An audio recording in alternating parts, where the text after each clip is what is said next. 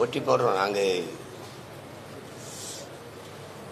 பெரிய கூட்டணி எங்கள் கூட்டணி தான். நாங்கள் தான் மக்களுக்காக மக்களிடமிருந்து வந்த பிள்ளைகள். முழுக்க முழுக்க மக்களை நம்பி 234 தொகுதியிலையும் போட்டி போடுற கட்சி எதுவோ அதுதானே பெரிய கட்சி தம்பி.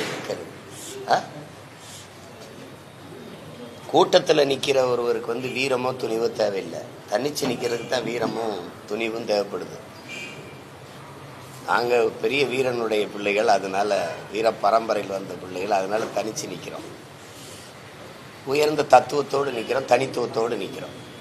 அதனால இதில் ரொம்ப நம்பிக்கையோடும் ஒரு உற்சாகத்தோடும் களத்தில் நிற்கிறோம்.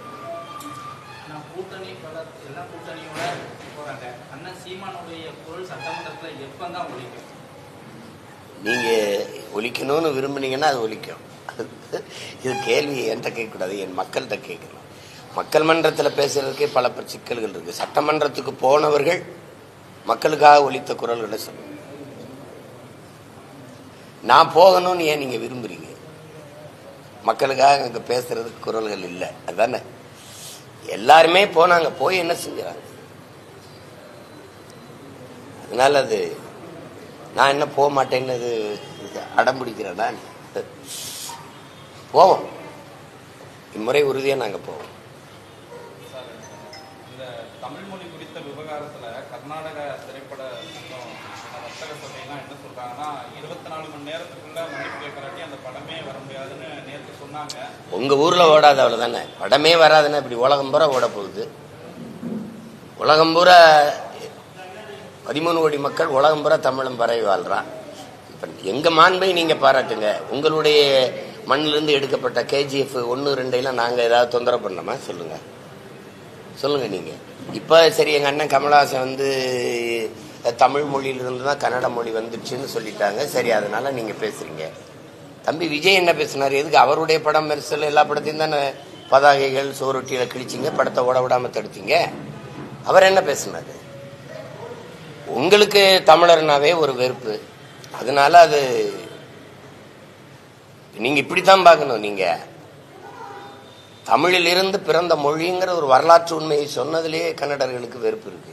தமிழில் இருந்து வந்ததுன்னு சொல்றதுக்கு, இந்த உண்மையை ஒத்துக்கிறது கூட மனசில்ல, அவ்வளவு வெறுப்பு இருக்கு. ஆனா அதே கர்நாடகால இருந்து வந்த ராமசாமி பெரியார் அவர்களுக்கு தம்பி தமிழ்னாவே வெறுப்பா இருக்கு. தமிழை சனிய ஒழிங்கிறப்ப அதே கன்னடர் அவரை கர்நாடரை நாங்க தமிழர் தலைவராக இருக்கணும், தந்தையாக இருக்கணும். எப்படி இருக்கு பாருங்க. தமிழ்னாவே அவ்வளவு கசப்பு, அவ்வளவு அருவருப்பா இருக்கு அவங்களுக்கு. வரலாற்று உண்மை என்னன்னு பாருங்க. இப்ப நாங்க தமிழர்கள், எங்களுடைய தோற்றுவாய் எது, எங்களுடைய தொடக்கம் எது, எங்கள் மொழியினுடைய தொடக்கம் எதுன்னு நாங்க வரலாற்று பூர்வமா சொல்றோம். அப்படி கன்னடர்கள் மொழியியல் ஆய்வறிஞர்கள், வரலாற்று ஆய்வறிஞர்கள், தொல்லியல் ஆய்வறிஞர்கள் சொல்லுங்க, கன்னடம் மொழி எப்ப தோன்றியது, கன்னடம்ங்கிற ஒரு இனம் எந்த காலகட்டத்தில் உருவானதுன்னு சொல்லுங்க. அப்படிதான், அதுதானே. சரி, அது அவங்களுக்கு ஒரு பிரச்சனை பண்ணணும், அதுக்கு இது ஒரு காரணமா ஆயிடுச்சு. குறிப்பா பெரியார் பேசணும்னால இப்ப கூட விஜய் அந்த மாணவர்கள் மத்தியில் என்ன சொல்றாங்கன்னா, பெரியாருக்கும் ஜாதி சாயம் பூசுறாங்க. குறிப்பா மத்திய அரசு அந்த தேர்வுல கூட ராமசாமி நாயக்கர்னு அவருடைய பேரை மென்ஷன் பண்ணி அவர் இப்ப பேசியிருக்கிறாரு. அந்த மாதிரி நிலைமை தான் இருக்கா தலைவர்களுக்கு? இல்ல, அதெல்லாம் ஒண்ணும் கிடையாது. அவரே ரொம்ப நாள் ராமசாமி நாயக்கர் தான் கையெழுத்து போட்டுருந்தாப்ல. தம்பி பெரியார் இங்க ஒரு படம் வந்துச்சுல, இங்க பெரியார்னு ஒரு படம். அங்க என்ன, அங்க ஆந்திரால அந்த படம் வரும்போது பேர் என்ன? என்னை பாருங்க, அதுக்கு பேர் என்ன சொல்லுங்க, நீங்க சொல்லுங்க. இல்ல, அங்க போகும்போது நாயக்கர் தான் படம் வந்தது. பெரியார் ராமசாமி நாயக்கர் தான் பேர் வச்சு படம் வெளியிட்டாங்க. அது தெரியுமா தெரியாதா? ரொம்ப நாள் அவர் எழுதின கடிதங்கள் எல்லாமே, முகமது அலி ஜின்னாவுக்குலாம் எழுதின கடிதங்கள்லாம் இருக்குல்ல, அதுல எல்லாம் நாயக்கர் தான் போட்டுக்கணும். வேணா உங்களுக்கு அனுப்பி வைக்கவா அண்ணன் கடிதங்கள் எடுத்து? இன்னைக்கு அவங்க அது தம்பி ஏதோ சொல்றாள், அது அதை போய் நம்ம இது பண்ணிக்க வேண்டியதில்லை. குறிப்பா மாநிலங்களவை எம்பிக்களா கமலஹாசன் போறாரு. வைகோவுக்கு இந்த முறை வாய்ப்பு கொடுக்கலாம். நிறைய தமிழ் தேசியவாதி என்ன சொல்றாங்கன்னா, வைகோவை நாடாளுமன்றத்துக்கு அனுப்பிச்சிருக்கலாம், ஏன்னா அவர் தகுதி வாய்ந்த நபர் அப்படின்னா பதிவுகள் இருக்கிறாங்க. உங்க கருத்து? ஏன்னா புதுமுகத்துக்கும் வாய்ப்பு கொடுத்துருக்காங்க. இல்லை, இப்போ அது திராவிட முன்னேற்ற கழகம்ங்கிறது ஒரு பெரிய அது கட்சி, அவங்க கட்சி தலைமை தான் முடிவெடுக்கணும். இப்போ அண்ணன் வந்து அவருக்கு வந்து கொடுக்கணுங்கிறத அவங்க தான் விரும்பி இருக்கணும். முதல்ல இங்கே பாருங்க, கமலண்ணன் இந்த ஒப்பந்தத்தில் பேசி ஒரு முடிவு எடுத்திருப்பாங்க, நான் உங்களை ஆதரிக்கிறேன், எங்களுக்கு மாநிலங்களவை கொடுங்கன்ட்டு. அந்த மாதிரி ஒரு இது பேசப்பட்டிருக்கணும்ல. அண்ணனுக்கு அப்படி முதல்ல பேசி கொடுத்துட்டாங்க, ஒரு முறை இருந்துட்டாரு, இம்முறை தருவதா அவங்க வாக்கு கொடுத்தாங்களா என்னன்னு தெரியல. அது இப்போ அண்ணனுக்குமே என்னன்னா, திமுக கட்சியில் என்னை தேர்வு செய்யுங்கன்னு சொல்ல முடியாது, இவர் இன்னொரு கட்சியும் தலைமை, அது கேட்க முடியாது, அவங்கள தான் கொடுத்துருக்கணும். அதை போய் இப்போ அதில் நம்ம போய் கருத்து சொல்லி நீங்கள் அண்ணனுக்கு கொடுக்கலன்னு நம்ம சண்டை போட முடியாதுல்ல.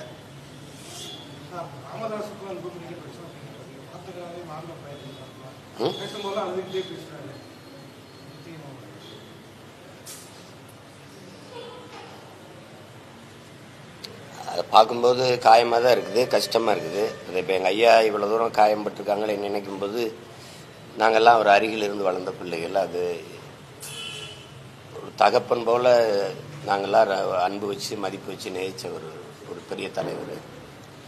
தனிப்பட்ட முறையில் எம்எல்ஏலாம் ரொம்ப பேரன்பு வச்சு இருந்த ஒரு தலைவர். அவர் ஐயாவுக்கு இவ்வளோ தூரம் வருத்தம் இருக்குங்கிறத அவர் பதிவு பண்ணும்போது தெரியுது. இப்போ இதில் வந்து இதை ஒரு இதாக்கி பிரச்சனையாக்கி பேசிக்கிட்டே இருக்க வேண்டியதில்லை. அந்த காயங்கள் நான் வந்து நம்புகிறேன், அது உறுதியாக ஆறிடும் தான் நினைக்கிறேன். அது காயங்கள் ஆறணும், அது ஆறிடும். கொஞ்ச நாள் விட்டால் அது சரியாயிடும் அப்படின்னு நான் உறுதியாக நம்புகிறேன். கொஞ்ச நாள் விட்டால் சரியாயிடும். நிர்வாகிகளுக்குள்ள 2ஆம் கட்ட 3ஆம் கட்ட விவகாரங்கள் வந்து ஆழ்ந்த காயங்கள். இது மேல தலைமை நிறுவனரும் தலைவரும் ஏற்பட்ட முறை. இது என்ன இருக்குது, எங்கள் ஐயாவே சொல்கிறார்ல, தலைவரை அறிவிக்கும் போது ஆற தழுவுனே, கட்டி பிடித்தேன், கண்ணீர் வடித்தேன். ஒரு அந்த அதே பாசப்பிணைப்பு நெகிழ்ச்சி வந்து சின்ன சின்ன மன வருத்தங்களை தந்திருக்குது. அதை 2 பேரும் அருகே உட்காந்து பேசி தீர்க்கிற சூழல் இல்லாதனால அது பொதுவெளியில் ஐயா பேச வேண்டியது வந்துருச்சு. அது இப்போ அவர் மனசுக்குள்ள இருந்ததை சொல்லிட்டாரு, அந்த காயம் வடிஞ்சிருச்சு, அது ஆறிட்டோம். அதை போய் நீங்கள் இதுவால நான் கேட்கறது, இப்போ எங்கள் ஐயா வந்து சொன்னதுனால சின்னையா பற்றி சொல்கிறாரு, இந்த மாதிரி சொல்கிறார், அதனால இந்த நாட்டுக்கு மக்களுக்கு ஒரு பெரிய பிரச்சனை பின்னடைவு, இதனால தான் விலைவாசி ஏறிடுச்சு, இதனால தான் மின் கட்டணம் உயர்ந்துருச்சு, சொத்து வரி உயர்ந்துருச்சுன்னு சொன்னீங்கன்னா பேசலாம். அது ஒரு சின்ன கட்சிக்குள்ளே இருக்கிற ஒரு சின்ன முரண், அது சரியாயிடும், அது சரியாகணும்.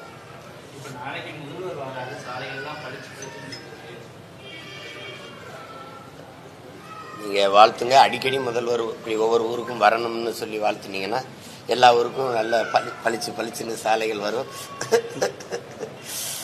இது சரி, என்ன செய்யுது சார்?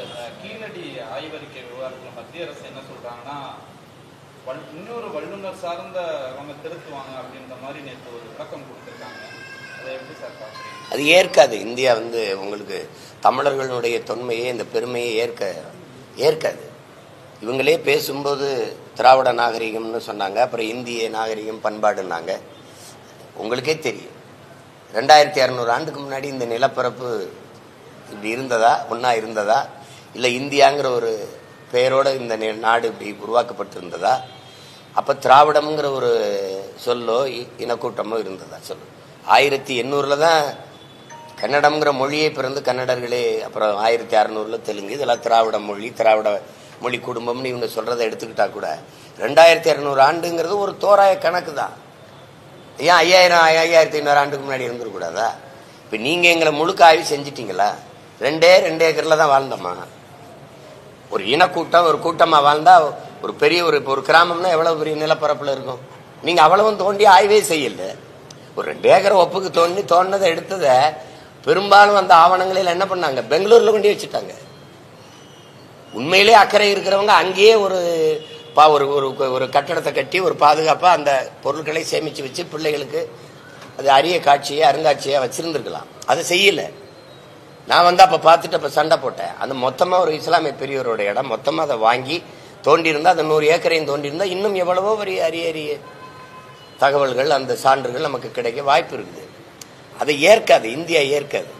அது அந்த பெருமையை தமிழர்களுக்கும் தமிழ் இனத்திற்கும் கொடுக்க தயங்கும். இப்போ உதாரணமா உங்களுக்கு சொல்றேன், ஐயா மோடி அவர்கள் எந்த நாட்டுக்கு போனாலும் உலக மொழிகளின் மூத்த மொழி தமிழ், அது எங்க மண்ணில் இருப்பது எங்களுக்கு பெருமைன்னு சொல்றாங்க. இந்திய மொழிகளின் தொன்மையை தமிழிலிருந்து அறியலாம்னு பேசுறாங்க. அது எங்களுக்கு மகிழ்ச்சியா தான். நாங்க பேசுற கருத்தை தான் அவங்க எல்லா நாடுகளையும் பேசுறாங்க. சரி, ஆனால் புதிதாக கட்டப்பட்ட நாடாளுமன்ற கட்டடத்தின் வாசல்ல சமஸ்கிருதத்துல கல்வெட்டு இருக்குது, இந்தியில இருக்குது, இங்கிலீஷ்ல இருக்குது, உலக மொழிகளின் தாய் இருக்குது, உலகின் முதன் மொழி தமிழ் அப்படின்னு உலக மொழிகள் ஆய்வறிஞரே ஒத்துக்கொண்ட உண்மை. அந்த மொழிக்கான அங்கீகாரம் என்ன இருக்கு, மதிப்பு என்ன இருக்கு? ஏன் அது தமிழ்ல ஒரு கல்வெட்டு இல்ல? அதுல இத்தனை நாடாளுமன்ற உறுப்பினர்கள் போறாங்க. 39 இருந்தாங்க, இப்ப 40 இருக்கிறாங்க. ஏன் அதை பத்தி பேசல? இந்தியாவில் இருக்கிற 22 மொழிகளையும் கல்வெட்டு வச்சா என்ன இடிஞ்சிருமா கட்டடம்? என் தாய்மொழியை அங்கீகரிக்காத இடத்துல, என் தாயை மதிக்காத இடத்துல எனக்கு என்ன பாசம் நேசம் வந்துடும் சொல்லுங்க. என் தாயை மதிக்கல, அந்த இடத்துல எனக்கு என்ன இருக்கும்? அந்த வீடு என் தாயை அவமதிக்கிற இடத்துல எனக்கு பகையா உறவா சொல்லுங்க, பகையா பாசமா சொல்லுங்க. அப்புறம்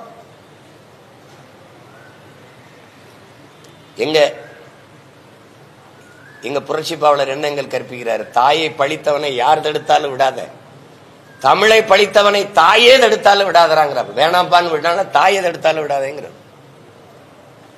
எங்களுக்கு எல்லாமே எங்க மொழிதான்.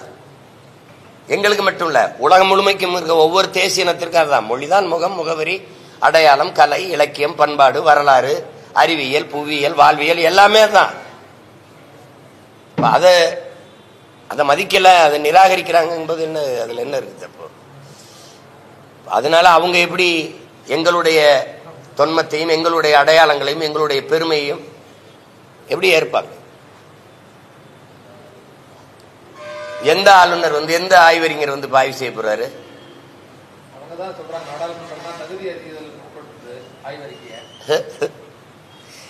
சரி, அதுக்கு எங்க ஆளுங்க 40 பேர்ல அவங்களுடைய கருத்து என்ன? அதுக்கு போடுற எழுப்பு குரல், அதுக்கான இது என்ன? ஒன்றும் இருக்காது. இவங்களுக்குமே இந்த பெருமையை தமிழர்களுக்கு விட்டு கொடுக்கறது அவங்களுக்குமே இருக்காது. திராவிடம்னு சொன்னா அதுக்கு பேசுவாங்க. தமிழ் அறிவியல் மொழியான்னு கேட்டவங்க தானே இவங்கெல்லாம். அப்புறம் திடீர் 5500 ஆண்டுக்கு முன்னாடியே தமிழர்கள் இரும்பை உருக்கி பயன்படுத்திருக்காங்கன்னு பேசுறது, அதெல்லாம் எந்த வாய்? சொல்லுங்க.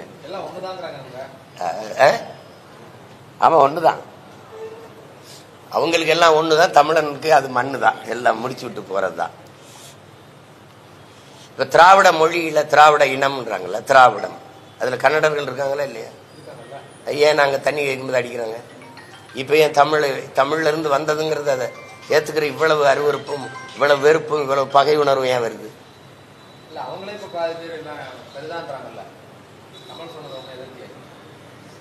அந்த எதிர்ப்பை ஏன் வருது?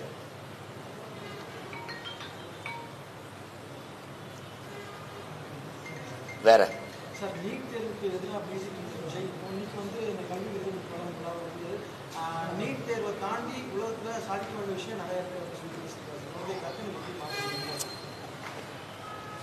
அது சரிதான், சாதிக்க வேண்டியது இருக்குதா? என்னை பொறுத்த வரைக்கும் மருத்துவம் மட்டுமே கல்வி அப்படிங்கறத நான் ஏற்கல.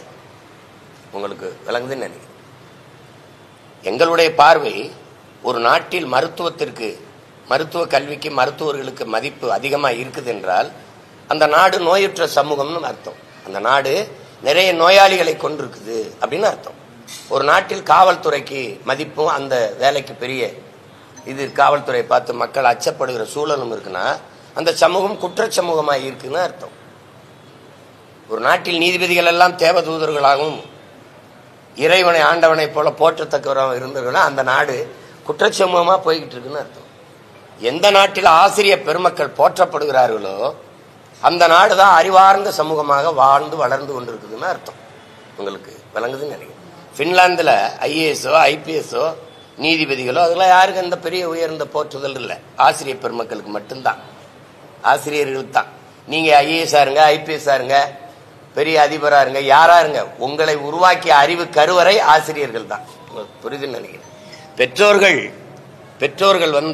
பிள்ளைக்கு இந்த உலகத்தை காட்டுவாங்க. இதுதான் உலகம்பா, இது பெரியப்பா, இது சித்தப்பா, தாத்தா, பாட்டி, இது மரம், இது செடி, ஒன்று இப்படி உலகத்தை காட்டுவாங்க. ஆசிரியர் பெருமக்கள் தான் உலகத்துக்கே இந்த பிள்ளைகளை காட்டுவாங்க. அப்படித்தான் இப்ப இப்ப இங்க நின்று பேசிக்கான சீமான் அவனை பெற்றவர்களுக்கு இல்ல, என்னை உருவாக்கிய ஆசிரியர் பெருமக்களுக்கு தான் புரியுதுன்னு நினைக்கிறேன். அப்ப ஆசிரியர்களை போற்றத்தக்க ஆசிரியர்களை மதிக்கிற ஒரு சமூகம் தான் அறிவார்ந்த சமூகமாக உயர்ந்து செல்லும். அப்படி இருக்கா? பணி நிரந்தரம் பண்ணுங்கன்னு வீதியில வந்து 14,000 பேர் போராடிட்டு இருக்கான், ஆசிரியர் வீதிக்கு வந்துட்டான். அப்புறம் கற்பிக்கிற ஆசிரியர் வீதியில் நின்றுட்டு இருக்கான். அப்ப அந்த அளவுக்கு சமூகம் வந்து என்ன இருக்கு? படிப்பகத்துல கூட்டம் அதிகம் இருக்கா, குடிப்பகத்துல கூட்டம் அதிகமா இருக்கான்னு சொல்லுங்க. நீங்க சொல்லுங்க. இப்ப 100 கோடிக்கு நூலகம் கட்டினீங்க, போமா எல்லாரும் கருவி எடுத்துக்கிட்டு எத்தனை ஆயிரம் பேர் உட்கார்ந்து படிக்கிறாங்க. டாஸ்மார்க் அப்படியே போவோம், எத்தனை ஆயிரம் பேர் குடிக்கிறாங்கன்னு பாப்போமா? சமூகத்தை எதை நோக்கி நகர்த்துறோன்னு இருக்குல்ல. சாராய கடையை வீதிபுறம் திறந்து வச்சுக்கிட்டு சட்டம் ஒழுங்குன்னு பேசுறது எவ்வளவு வேடிக்கையானதுங்கிறத நீங்க கேள்வி எழுப்பி பார்க்கணும். அதனால தம்பி சொல்றதுல நீட்டுங்கிறது இருக்குது. அத எல்லா தமிழ்நாடு மட்டும்தான் எதிர்ப்புணர்வை காட்டுது. மற்ற எல்லா மாநில முதல்வர்களோடும் பேசி கலந்து, இப்ப அனைத்து கட்சி கூட்டத்தை முதல்வர் ஒரு கூட்டினாங்களோ அது மாதிரி கூட்டி பேசி, இது உழைக்கும் அடித்தட்டு மக்கள் பல 100 ஆண்டுகளாக கல்வி மறுக்கப்பட்ட, புறக்கணிக்கப்பட்ட, பிற்படுத்தப்பட்ட, ஒடுக்கப்பட்ட சமூகங்களில் இருந்து வர்ற பிள்ளைகளுக்கு இந்த மருத்துவ படிப்புங்கிறதே ஒரு பெரும் கனவாயிருது. மருத்துவம் மட்டும் இல்லை, எதுவுமே எந்த நாட்டில் இல்லாத கொடுமை என் நாட்டில் தான். ஒரு விரும்பிய கல்வியை கற்கிறது அவ்வளவு கொடுமையாகவும் கடினமாகவும் இருக்குது. இங்கேதான் நீங்க விரும்பியதை படிக்கவே முடியாது. பிள்ளைகள் விரும்பி கற்கிற கல்வியை கொடுக்க வேண்டியது அரசின் முதன்மையான கடமை. அதை கொடுக்க மறுப்பது பெரிய கொடுமை. அதை தொடர்ந்து செஞ்சுக்கிட்டு இருக்கு இந்த அரசு. அதனால தம்பி சொல்றது சரிதான். அதுக்காக நம்ம நீட்டில் எழுதி மருத்துவர் ஆக முடியுங்கிறதுக்காக உயிரை மாய்த்து கொள்ளுகிறதுலாம் ரொம்ப மன வலியை தருது. நம்ம பிள்ளைகள் அதுக்கு நம்ம துணிவும் வரணும். சரி வரல விடுவோம், அடுத்த முறை எழுதுவோம் அப்படிங்கிற ஒரு துணிவு வரணும். பிள்ளைங்க வந்து பாருங்க, மனமுதிர்ச்சி ஏற்று இந்த தோத்து போயிடுவோமோங்கிற அச்சத்திலே தற்கொலை செஞ்சு கொள்றது. அது ரொம்ப கஷ்டமா இருக்குதுல்ல.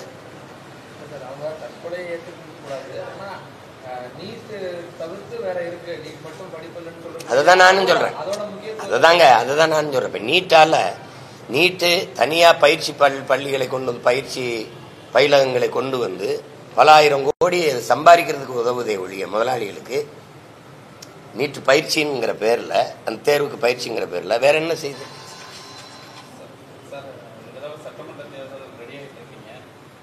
விஜய் எதிர்த்து நீங்க நிக்கிறதுக்கான வாய்ப்புகள் இருக்கா சார்? களமிறங்க நாங்க 2 பேரும் என்ன பகையா? அண்ணன் தம்பி தான் நாங்க 2 பேரும். அவரை எதிர்த்து போடுறதுக்காக நாங்க கட்சி ஆரம்பிச்சு வேலை செய்யறேன்னு நினைக்கிறீங்க? அவரை எதிர்க்க வேண்டிய சூழல் வந்துருச்சு. ஜனநாயக போட்டின்னு ஒண்ணு இருக்குல்ல, தனிப்பட்ட போட்டி இல்ல. நான் கேட்கறது உங்களுக்கு, விஜய் வருவாரு கட்சி ஆரம்பிக்கிறது தான். நான் கட்சி ஆரம்பிச்சு 15 வருஷமா போராட்டி இருக்கேன். இந்த தேர்தல் அப்படி போட்டியிட வாய்ப்பு இருக்கா? கேள்வியே தப்பு. சும்மா அது இல்லை சார். அதிகார பலம், பணபலம் இவங்களுக்கு மத்தியில நீங்க பேச்சு மட்டுமே மூலதனமா வச்சு பேசிட்டு இருக்கீங்களே, உங்களை நம்பி போட்டியிடுற தம்பிகள் சோர்ந்து போக மாட்டாங்க? சோர்ந்து போக மாட்டாங்க. எத்தனை தடவை சொல்றது? சோர்ந்து போற கூட்டம் மாதிரியா இருக்குது? சோர்ந்து போற கூட்டம் மாதிரி இருக்குதா? இப்ப மே 18க்கு ஒரு கூட்டம் தான். எல்லா ஊடகங்களும் மாநாடு நீங்க வெறும் கூட்டம் தான். ஒரு இன எழுச்சி கூட்டம். எங்க இனம் கொல்லப்பட்ட நாள்ல ஒரு கூட்டம். எத்தனை ஆயிரம் பேர் கூடாங்க. 1 ரூபா நாங்க காசு கொடுக்கல. அவங்களே பேருந்து பிடிச்சு, அவங்களே வாகனங்களை வச்சு எங்க பிள்ளைகள் வந்து கூண்டாங்க. சோற கூட்டம் அது. 5வது முறையும் இத்தனை 4 முறை பொது தேர்தலில் தோத்துருக்கேன், உள்ளாட்சியில தோத்துருக்கோம். கேளுங்க, இடைத்தேர்தல் எல்லாம் போட்டிட்டு இருக்கோம். தோல்வி கண்டு அஞ்சிருக்கா. அதிமுக போட்டியிடாம விலகி இருக்குது இடைத்தேர்தலில். ஆளுங்கட்சி அதிமுக ஆளும்போது திமுக இடைத்தேர்தலில் போட்டியிடாம விலகி இருக்குது. ஆனா நாங்க எந்த இதுவும் இல்லாத சின்ன பசங்க தான். ஏதாவது ஒரு இடைத்தேர்தலில் போட்டியிடாம விலகி இருக்கமா பத்தியில போட்டிடுவோம். இம்முறையும் தனித்து உலக அரசியல் வரலாறுலேயே இவ்வளவு தோல்விகளை சந்திச்ச பிறகு மறுபடியும் 5வது முறை துணிந்து ஒரு அரசியல் இயக்கம் போட்டியிடுது அப்படின்னா அது நாம் தமிழர் கட்சியா மட்டும்தான் இருக்கும். காரணம் என்னன்னு கேளுங்க, எங்களை கேளுங்க. எங்களுக்கு இருக்கிறது சோற்று பசி இல்ல, சுதந்திர பசி. வயிற்று பசி இல்ல, எம் இன வரலாற்றின் பசி. சோம்பலும் ஓய்வும் அரசியலில் தற்கொலைக்கு சமம். உங்களுக்கு விளங்குதுன்னு நினைக்கிறேன். வீர சுதந்திரம் வேண்டி நின்றார் வேறொன்று கொள்வார் அப்படிங்கிறான் புரட்சி எங்க பாட்டன் பாரதி. அது மாதிரி எங்களுக்கு வேண்டியது இந்த வெறும் தேர்தல் வெற்றின்னு நாங்க பார்த்து இந்த களத்துக்கு வரல. புரியுதுன்னு நினைக்கிறேன்.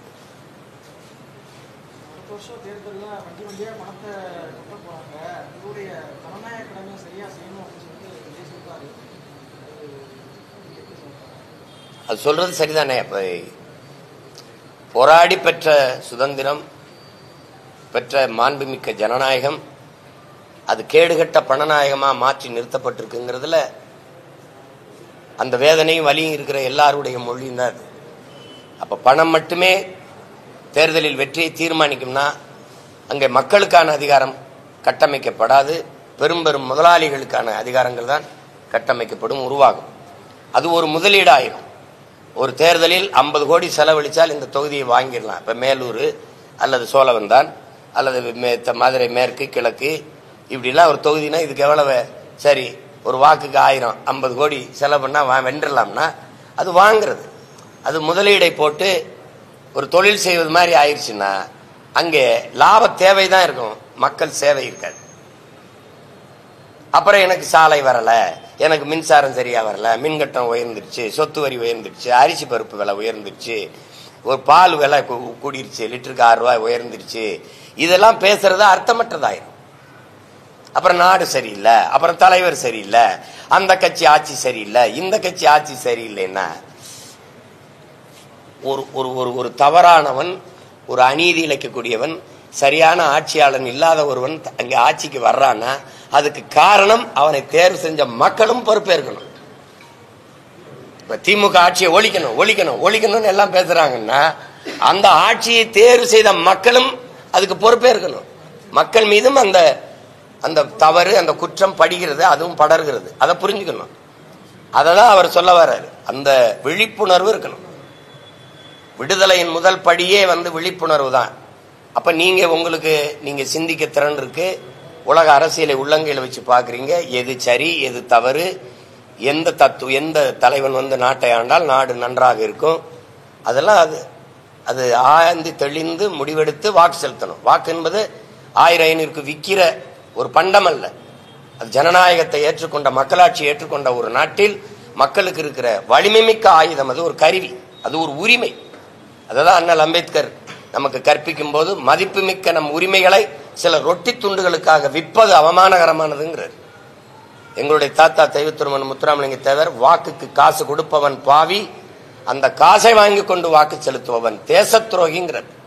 இந்த தேச துரோக குற்றத்தை என் மக்கள் எவ்வளவு காலத்துக்கு செய்து கொண்டிருக்க முடியும்னு பாருங்க. பேரறிஞர் அண்ணா நமக்கு என்ன கற்பிக்கிறாரு, தங்கத்தை யாராவது தவிட்டுக்கு விற்பானாங்கிறவர். அந்த அவர் பேரை சொல்லி கட்சி நடத்துறவர்கள் தான் தங்கத்தை தவிட்டுக்கு 60 ஆண்டுகளுக்கு மேல வாங்கிக்கிட்டே இருக்கிறாங்க. அதுலதான் அவர் சொல்றாரு, ஜனநாயக கடமைங்கிறது வரிசையில் நின்று காசை வாங்கிட்டு வாக்கு செலுத்துறது அல்ல, சின்னங்களை பார்த்து வாக்கு செலுத்துற முறை மாறி நல்ல எண்ணங்களை, தனி மனித அபிமானங்கள் கொண்டு வாக்கு செலுத்துற முறை மாறி உயர்ந்த தத்துவங்களை பார்த்து அது எது சரி தவறுன்னு ஆய்ந்து தெளிந்து வாக்கு செலுத்துகிற முறை உருவாகணும். அப்பதான் இந்த நாடு நாடா இருக்கும். இல்லைன்னா அறிவை வளர்க்கும் கல்வி, உயிரை காக்கும் மருத்துவம், உலக உயிர்களின் உயிர் ஆகாரமாக இருக்கிற, உயிர் தேவையாக இருக்கிற நீர், இது மூன்றும் இந்த நாட்டில் மிக உயர்ந்த விற்பனை பண்டமாக, சந்தை பொருளாக மாறி இருக்கு. அப்படின்னா இது நாடு இல்லை, சுடுகாடு என்று அர்த்தம். சுடுகாடு என்று பொருள். எனக்கு தாகமா இருக்கு, தாகம்னா ஒரு போத்தல்ல தண்ணியை கொடுத்துறீங்க, கடையில் வாங்கிக்கிறேன், அக்கோபலா கிண்லே மினரல் இப்படிலாம் இருக்குது, அப்போலோன்னு விக்குது. உலக உயிர்கள், பல கோடிக்கணக்கான உயிர்களின் உடைமை இந்த பூமி. ஆடு மாடு நாய் நரி கோழி கொக்கு குருவி பூச்சி வண்டு மான் மயில் யானை புலி சிங்கங்கரடி, இந்த புல்லு பூண்டு மரங்கள்லாம் எங்க போகும்? ஒரு கேள்விதானே. நான் 1000 அடி ஆழ்குழாயை போட்டு தண்ணீரை உறிஞ்சிடுறேன், இந்த மரம் எத்தனை அடிக்கு வேற கீழே பரப்ப முடியும்? பூமியில் இருக்க தண்ணியை நான் உறிஞ்சிடுறேன், அந்த புல்லும் பூண்டு இந்த செடி இந்த மரமும் எவ்வளவு ஆழத்துக்கு வேற உள்ள எழுப்பி தண்ணியை உறிஞ்ச முடியும்? தண்ணியை தான் நான் உறிஞ்சிட்டு வந்துடுறேன். அப்ப எந்த உயிரினத்தை பற்றியும் கவலைப்படாத ஒரு கூட்டம் அது இந்த மனித பதர்களாகத்தான் இருக்கும். கடைசியா வந்த மனித மிருகங்களாக தான் இருக்கும். உலகில் இத்தனை உயிர்களால் அந்த பூமிக்கு ஒரு சின்ன அழிவோ பாதிப்போ கிடையாது, மனிதர்களால தான். இப்போ உங்களுடைய வாக்குகள் அப்படிங்கிறது நீங்க 5 தேர்தல்களில் அரசு எதிர்ப்பு வாக்குகள் வேணாம்னு நினைக்கிறவங்க உங்களுக்கு வாக்கு செலுத்துறாங்க, அல்லது ஒரு பொது நடுநிலை சமூகமோ இளைஞர்களோ வாக்கு செலுத்துறாங்கன்னு நிலை இருந்துச்சு அப்படின்னா இப்போ அந்த வாக்குகளை விஜய் சிதறடிக்கிறதுக்கு பெறுறதுக்கு வாய்ப்புகள் இருக்குல்ல?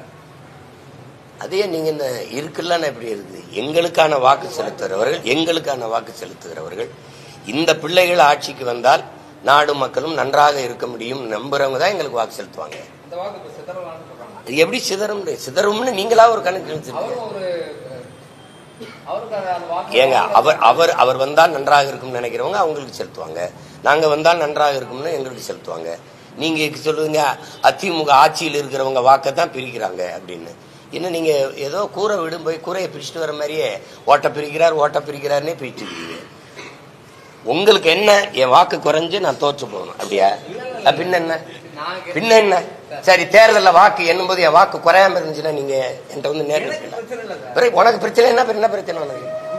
அது என்ன குறையும் இல்ல? என்ன குடுகுடுப்புக்காரனா நீ ஜோசியக்காரனா? என்னைக்கு என் வாக்கு உயரும்னு எவன் சொல்லியிருக்கான் அந்த நாட்டுல? இருங்க, ஒரு விவாதத்துல ஒரு ஆய்வறிஞன் ஒரு ஊடகம் சீமான் 1.1 4.5 லட்சம் வாக்கு வாங்கும்போது அவர் 36 லட்சம் வாக்கு வருவார்னு யாராவது சொன்னீங்களா? 17 லட்சம் இருக்கும்போது 30 வரும்னு சொன்னீங்களா? அப்புறம் என்ன காம்படிஷன்? எனக்கு உலகத்திலே எவன் காம்படிஷன் கிடையாது, எனக்கு கிடையாது. என் தத்துவத்துக்கு போட்டியா இனி ஒரு தலைவன் பிறந்துதான் வரணும், புரியுதா? எங்களுக்கு என்னுடைய தத்துவம் தமிழர், நிலம், வளம், இனம், அதனுடைய மானம், அதனுடைய எதிர்கால பாதுகாப்பான நல்வாழ்வு. அதானே மலையை வெட்டாத அது பூமி தாயின் மார்புன்னு சொல்ல ஒரு தலைவன். ஆத்து மணல் அல்லாத அது மனித உடலுக்கு தோல் போல ஆற்றுக்கு மணல் அது அல்லாத 6 செத்து போயிரும் பேசுற இந்தியாவில் ஒரு தலைமையே. அப்புறம் என் தத்துவத்துக்கு இதுக்கு தானே எனக்கு ஓட்டு போடுவான். இப்ப நான் இவ்வளவு நேரம் பேசுறேன், பூச்சி வண்டுகள்லாம் தண்ணிக்கு எங்கே போகும்னு, அதை இந்த நாட்டில் இந்த தலைமையாவது பேசுதா? அப்புறம் அதை பிரிச்சு போடுவாரு அப்படின்னு. நாங்க என்ன அண்ணன் தம்பி பங்காளி சண்டையில் அது சொத்தை பிரிக்கிற மாதிரி பிரிச்சுக்கிறீங்க? எனக்கு நீ ஓட்டு போடலைன்னா போடாம போட விருப்பம் இல்லைன்னா போ. அது உங்க வாக்கு அது அப்படின்னு. காற்றடிக்கும் திசையில எல்லாம் பறந்து போற பதர்கள் அல்ல எனக்கு வாக்கு செலுத்துகிறவர்கள். புயலே அடித்தாலும் நகராமல் அதே இடத்துல இருக்க வீரியமிக்க நெல்மணிகள் தான் என்னை தேடி எங்கள் பிள்ளைகளை தேடி வாக்கு செலுத்துவார். அப்படி இன்னும் இன உணர்வும் மான உணர்வும் கெட்டு போகாத தன்மானமிக்க தமிழ் மக்கள், தமிழ் மக்கள், மரத்தமிழ் மக்கள் பெருங்கூட்டம் இங்க இருக்கு. இல்லைன்னா இவ்வளவு பணமடையில இந்தியாவை யார் ஆள்றதுங்கிற தேர்தல்ல புதிதா ஒரு சின்ன கடைசி நேரத்தில் ஒளி வாங்கி மைக் எனக்கு கொடுத்து புதிய பிள்ளைகள் 8வது பெட்டியில என் சின்ன இருந்தது. அதுல 36 லட்சம் பேர் என்னை தேடி வாக்கு இந்தியாவை யார் ஆள்றதுன்னா இவ்வளவு பணமலையில இவ்வளவு காசு, இவ்வளவு சாராயம், பணம், சாப்பாடு, இதுல அப்ப இருக்கிறான்ல தமிழ் மக்கள் இன்னும் தன்மானத்தோடு இனமானத்தோடு இருக்கிறான்ல. அப்புறம் அந்த கூட்டம் பெருகுமே வெளியே குறையாது. நயினார் நாகேந்திரன் அடிக்கடி என்ன சொல்றாருன்னா, திமுகவை எதிர்த்து எல்லா கட்சிகளும் ஒன்றிணையணும், அதனால எல்லாரும் நம்ம கூட்டணிக்கு வாங்க அப்படின்ற மாதிரி பேசுறாரு. குறிப்பா எல்லாரையும் தான் சொல்றாரு. அது தாவேகா விஜயா இருக்கட்டும். இதேதான் நான் உங்களுக்கு சொல்றேன். இதேதான் திமுகவை எதிர்க்க பாரதிய ஜனதா கட்சியினுடைய மாநில தலைவர் மதிப்புமிக்க எங்க மாமா நயினார் நாகேந்திரன் சொல்றாங்க அந்த கருத்தை. அதேதான் திமுகவின் தலைமை சொல்லுது. பாரதிய ஜனதாவை எதிர்க்கணும், அது பாசிச கட்சி, ஆட்சி செய்கிற ஒரு கட்சி, அது மதவாத கட்சி, அதை வீழ்த்துறதுக்கு நாம எல்லாம் ஒண்ணு சேரணுங்கிறாங்க. இப்ப நான் எந்த பக்கம் சேரலாம்ன்றீங்க? புரியுதா? ஒன்னா நின்று திமுக வீழ்த்துவோங்கிறாங்க. நான் என்ன முடிவு ஒன்னா நின்று வீழ்த்துறேங்கிறேன். எப்படி புரிஞ்சிருச்சுன்னு நினைக்கிறேன். அவ்வளவுதான். நல்லதே செய்யணும்னு நினைக்கிற சீமான் அண்ணன் ஏன் கூட்டணியில் அமைச்சு அதிகாரத்துக்கு வந்து நல்லது செய்யக்கூடாது? நீங்க கொள்கை நல்லது செய்யணுங்கிற கொள்கை இருக்கிற கட்சி சொல்லுங்க, போய் சேர்ந்துக்கிறேன். நான் தான் முடிவு, நீங்க தானே கேள்வி கேட்கிறீங்க. இந்த கட்சி நல்ல கொள்கையை வச்சிருக்கு போங்க இப்படி சொல்லுங்க. நல்லது செய்யணும் அப்படின்னு. நல்லது செய்யணுங்கிற கட்சி சாராயம் கட்சி விக்குமா? கேட்கறதுக்கு பதில் இருக்கா? நல்லது செய்யுங்கிற கட்சி மலையை குவாரி ஆக்குமா? கிரஷர் போடுமா? கிரஷர் கல் குவாரி விக்குமா? ஏங்க மரத்தை வெட்டிட்டீங்கன்னா நான் நட்டு வச்சுட்டு செத்து போகலாம், தண்ணியை உறிஞ்சி வச்சுன்னா தேக்கி வச்சுட்டு செத்து போகலாம். மலைய மணல நீங்க என்ன பண்ணுவீங்க?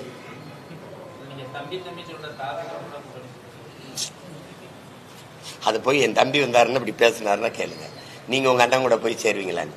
ஏங்க நான் எவ்வளவு காலமா ஒரு உறுதியான நிலைப்பாடு எடுத்து கொள்கையோட போயிட்டு என்னைய கொலை செஞ்சு புதைக்கிறதுல உங்களுக்கு ஏன் இவ்வளவு ஆர்வம் இருக்கு? என்னை ஒருத்தனையாவது விட்டு விட மாட்டீங்களா? இந்த கோயிலுக்கு நேர்ந்து விட்ட மாடு மாதிரியாவது என்னை விட்டு தொலைங்கள. என்னையும் போய் அதுக்குள்ள போ என்ன கூட்டணி வையுங்கிறது. நானும் தம்பி விஜயும் சேர்ற மாதிரி இருக்குதுன்னு தனியா நிக்கிறதானே உங்க பலம். நீங்க எதுக்கு இப்ப கூட்டணிக்கு புரிய? என்னதாப்பா உங்க பிரச்சனை? நான் தனியா நிக்கிறேன்னா தனியா எத்தனை நாளைக்கு நிப்பிய?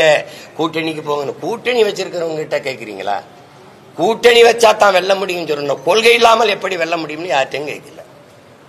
இப்ப என்ன சொல்றீங்க? நான் தனியா நிக்க போறேன்னு அறிவிச்ச பிறகு ஏதாவது கூட்டணி வைக்க மாட்டீங்களான்னு. சரி, இப்ப நான் கூட்டணி வைக்கிறேன்னு சொல்றேன். நாளைக்கு நீங்க என்னங்க நீங்க தனியா தானே நின்னீங்க, அதானே உங்க பலம். ஏன் இப்ப கூட்டணி வைக்கிறீங்கன்னு கேட்பீங்க.